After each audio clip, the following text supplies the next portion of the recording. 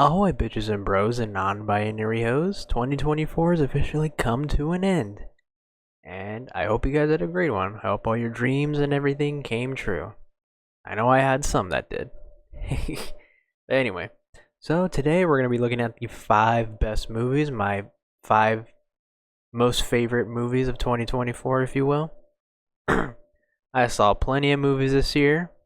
I didn't see every movie that came out this year. I know I missed one in particular I really wanted to see, but I just haven't had time.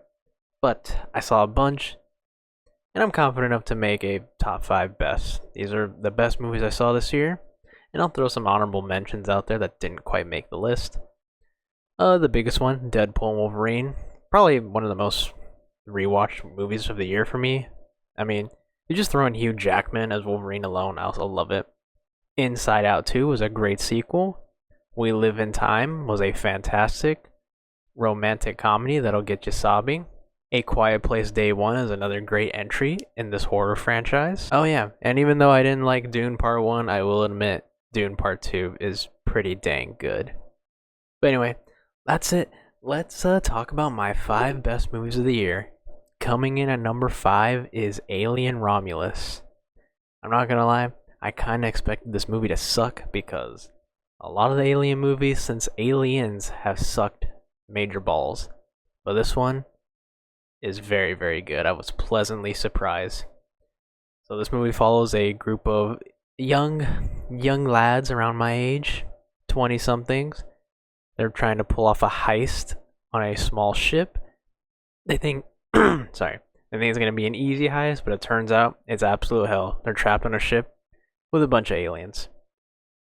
And yeah, it's a simple plot, but it's highly effective. It leads to a lot of great atmospheric horror, very tight claustrophobic areas. It's just very good. It's just very good at just instilling fear, and it's complemented by a great setting. Like it's filmed so good, and some incredible practical effects. I cannot believe that some of the effects in this movie are practical. And also, this movie has, I wouldn't say it has the best characters, but it is carried by 2 great leads in Kaylee Spaney as Rain. I think her character is fantastic. And I'm sorry, but I don't remember the actor's name. But David, the android in this movie, is a fantastic character, easily a standout. But yeah, I think they really stand out in this movie and have potential to lead this franchise going forward. And also, you're going to notice this with my top 5s, but this movie has an incredible last act. The last 20 minutes, you really feel like it's going to end right there, but then you get a hit with another great 20 minutes, and it's euphoric. Anyway, I loved Alien Romulus. It was one of my favorite movies of the year, obviously, but also I think one of the best horror movies of this year. Next up, this movie will be a DreamWorks classic 20 years from now. It'll be in the same discussion as like Shrek, How to Train Your Dragon, Megamind. That is The Wild Robot. I love this movie. So this movie follows a robot who was trapped on an island. They were just part of a shipwreck, and now they're trapped on an island. And they basically become a product of nature. As they grow in the forest, they live in the forest, and they adapt to the wild. And while they're adapting, the robot becomes a mother. They find a little chicken, and they raise it to be their child, basically. And in the end, it's a simple movie, but it's very cute. It's very effective with some great visual animation, great voice acting, and great characters. I pretty much love every character in this movie. They're just so cute, and the journey is just, it's so fucking good. The journey is just great. It's so cute and adorable. And it's just got such an interesting story on like how your environment shapes you, and how I noticed this theme in the movie where it's like nothing is earned in life. You get what you earn. And they use that with the bird character, who is kind of like ostracized for being raised by the robot because the robot's not seen as one of them. So they're like, oh, you're not a real bird. So they have to earn their place in like the bird tribe. Man, just a great movie. Just a fantastic movie. I loved it. Next, at number 3, I will fully admit, this is a little bit of a bias pick for me because I love this property, and we don't get a lot of great movies in this property at all. Transformers 1 Finally, we get a good Transformers movie, and you guys let it bomb. Fuck all you guys. Fuck all you guys. Anyway, this is still a great movie. It's another one of my most rewatched movies of the year. I love this movie. It was such a surprise to me, too. I expected it to be just a throwaway child slop. But no, it goes a lot deeper than that. They just came up with a great story for this movie. So this movie is basically the origin story for Optimus Prime and Megatron. They were once friends, just working just a terrible job in the mines. They were just the low class of the Cybertron world. And this is showing how that friendship became broken and they became the enemies, as we all know. And it does a very good job. It's very effective at that. You can totally buy that they're best friends and that they became enemies. Their situation was completely understandable. Optimus, or Orion Pax in this movie, is just such a good stand-up guy. He's just so good. Just the goodest of people, or I should say robots. Meanwhile, Megatron, he starts out good, but then he becomes jaded by his anger and revenge, and eventually that's what turns him over to the dark side. And yeah, it's simple, but it's just highly effective. They did a great job with that. They just did a wonderful job with the story. It has a lot of themes. I thought it would have the basic themes that Transformers always has, like racism. That's definitely there, but they also went deeper with social class and inequality, and especially the theme of how the rich are ruining the world for everyone else, which I know is something we all can relate to. They do a great job with that with Sentinel Prime, who's the main villain. I've seen a lot of comparisons to Homelander, and I think that's totally valid. He's definitely basically a giant loser who just happened to luck into money and power. So he's a very despicable character, and of course the voice acting is just incredible.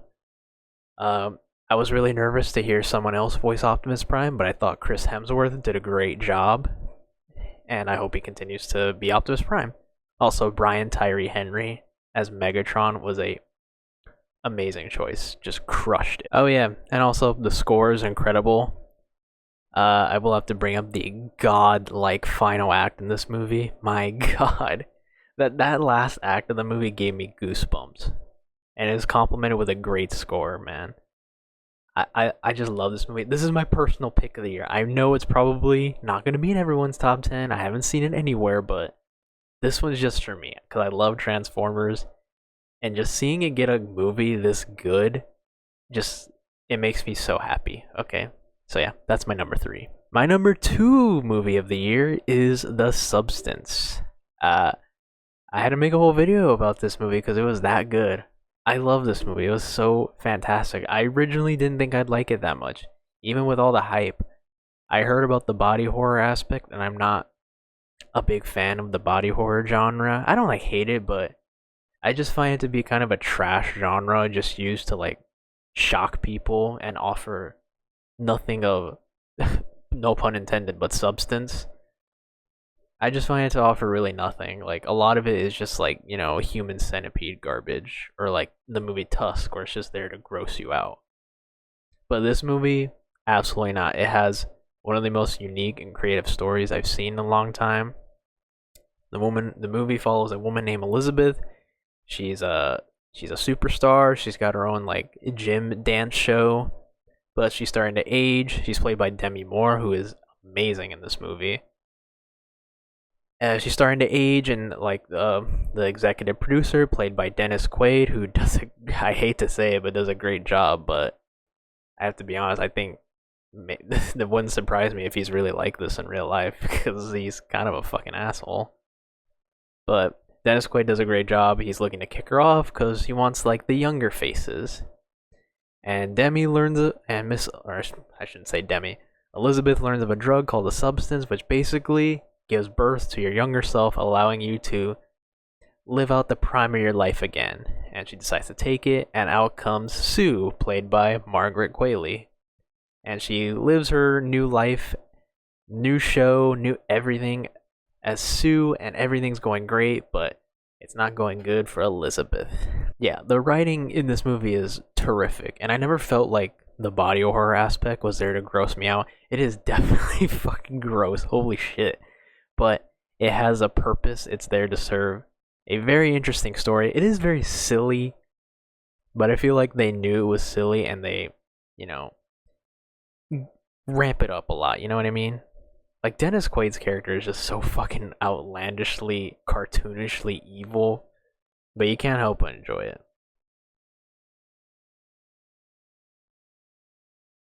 But yes, like I said, Demi Moore and Margaret Qualley are amazing. I think Demi Moore is like the real star here because just watching her slow descent into madness, because this drug makes her fucking lose her mind.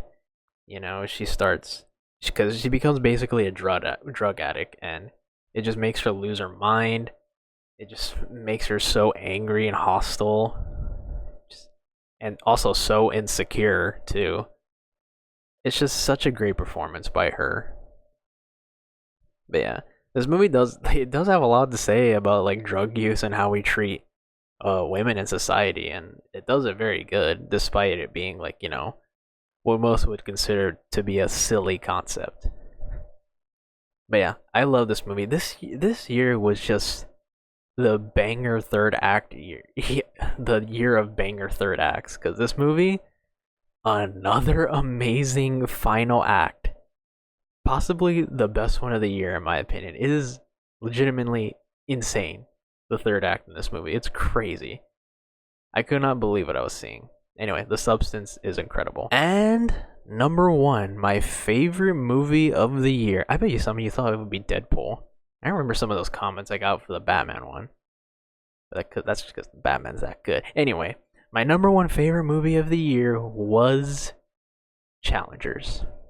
I fucking love this movie. I don't know how it's not getting like, Golden Globes or Oscar buzz. It's really that good. So this movie follows three characters. It follows a man named Art Donaldson. He is married to former tennis prodigy named Tashi Duncan. Art is played by Mike Fice, and Tashi is played by Zendaya. Tashi is Art's tennis coach, and they are husband and wife.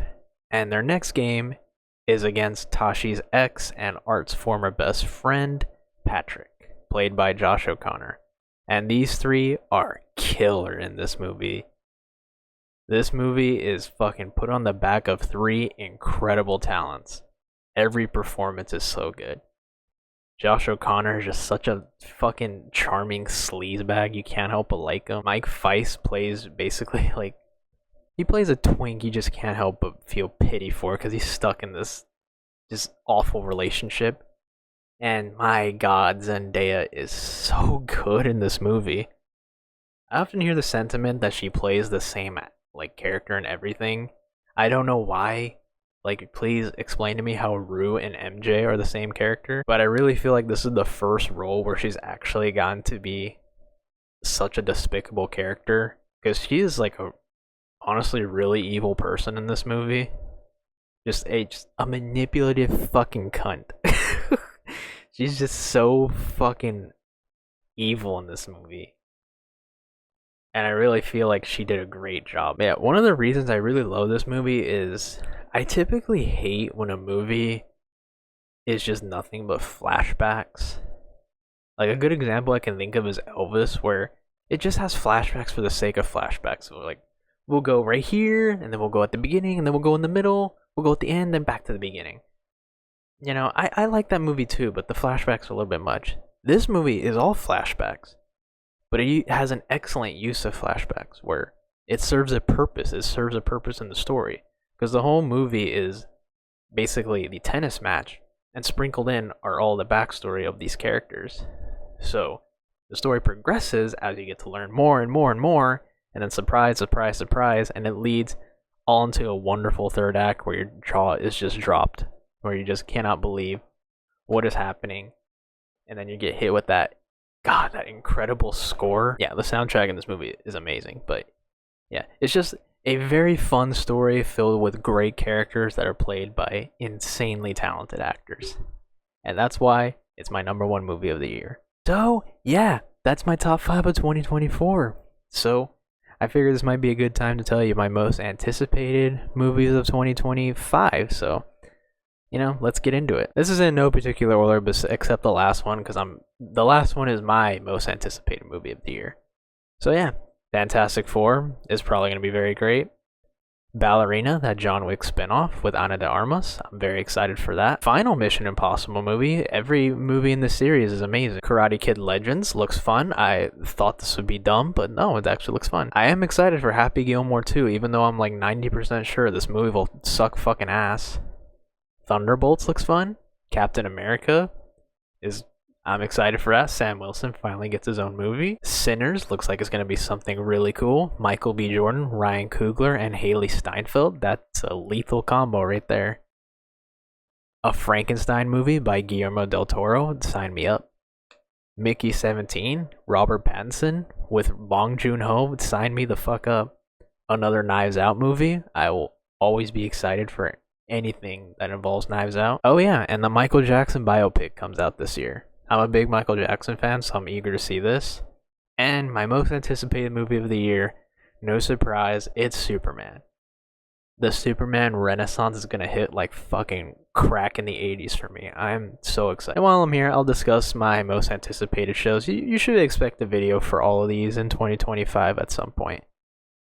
Movies and shows. So, yeah. Cobra Kai's final part of the season, of the final season, is going to come out this year, finally. Invincible Season 3 is coming out, and they said there's going to be no mid-season break, so I'm looking forward to that. Daredevil Born Again. I don't think this will be as good as the original show, but I'm still eager to watch it, since it's basically going to be Daredevil Season 4, so yeah, I'm really excited for that. The Last of Us Season 2 comes out this year, although I will say I'm not really excited to have the fucking discussions we had in 2020 all over again. That's going to be quite annoying, but regardless, I am still excited to see this game adapted into a TV show. Peacemaker Season 2 comes out this year. I love the Peacemaker show, so I'm excited to see more of it. John Cena, probably my favorite wrestler of all time, and he's also a pretty damn good actor. He's better than that other one. Stranger Things, the final season, comes out this year. And finally, The Bear Season 4 comes out this year. So yeah, those are the most anticipated things I'm looking forward to.